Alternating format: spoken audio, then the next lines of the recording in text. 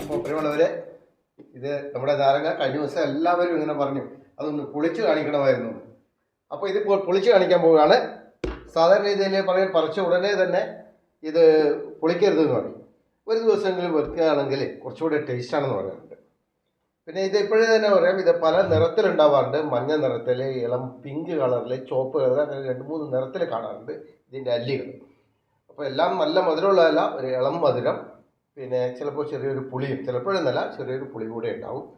ഷുഗറിനൊക്കെ വളരെ നല്ലതാണ് എന്ന് പറഞ്ഞിട്ട് ആൾക്കാർ അങ്ങനെയുള്ള ഷുഗർ പേഷ്യൻസിന് വേണ്ടിയിട്ട് പറിച്ചു കൊണ്ടുവന്നതായിട്ട് കണ്ടിട്ടുണ്ട്.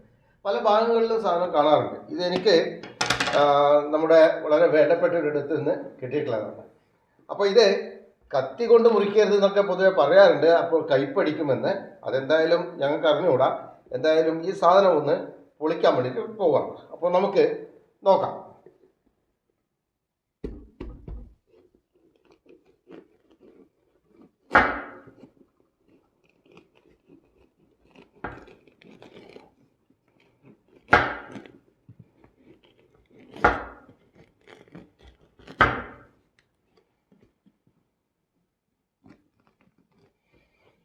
ഇതിൻ്റെ ഈ പുറംതൊലി എന്ന് പറയുന്നതുണ്ടല്ലോ, അപ്പോൾ ഏതൊരു ഫലത്തിനും പ്രകൃതി അതിൻ്റേതാവുന്ന ചില സുരക്ഷ ഒരുക്കിയിട്ടുണ്ടല്ലോ.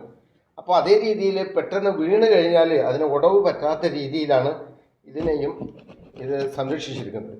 ഇത്രയും വലിയൊരു സാധനമായിട്ട് നിങ്ങൾക്ക് ഇതിനെ കാണാമെങ്കിലും വാസ്തവത്തിൽ ഇതിൻ്റെ ഉള്ളിലുള്ളത് ഞാൻ നേരത്തെ പറഞ്ഞതുപോലെ വളരെ ചെറിയ ഒരു സാധനമാണ്.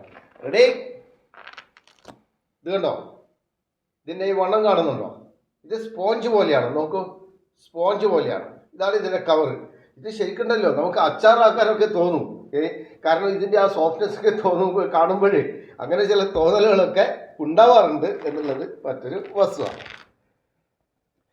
ഇതാ അത് എൻ്റെ ആവേശത്തിന് ഞാൻ അവിടുന്നേ പിടിച്ചങ്ങ് പൊട്ടിച്ചുകൊണ്ടാണ് അതങ്ങനെ വന്നത്. അതല്ലെങ്കിൽ നമുക്ക് അല്ലികൾ വേറെ തന്നെയായിട്ട് എടുക്കാവുന്നതാണ്.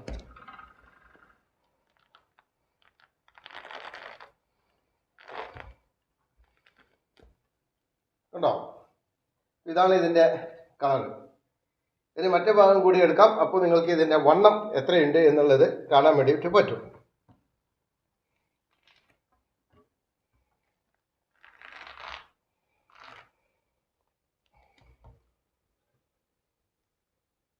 ഇതാണ്, ഇങ്ങനെയല്ലേ? ഇത്രയും വലിയൊരു സാധനത്തിൽ നിന്ന് നമുക്ക് കിട്ടിയിരിക്കുന്നത് ഇത്രയുമുള്ള ഈ ഒരു പഴമാണ്. ഇനി ഇതിൻ്റെ അല്ലി ഇത് അടർത്തിയെടുത്തിട്ട് വേണം നമുക്ക് കഴിക്കാൻ വേണ്ടിയിട്ട്. ഇത്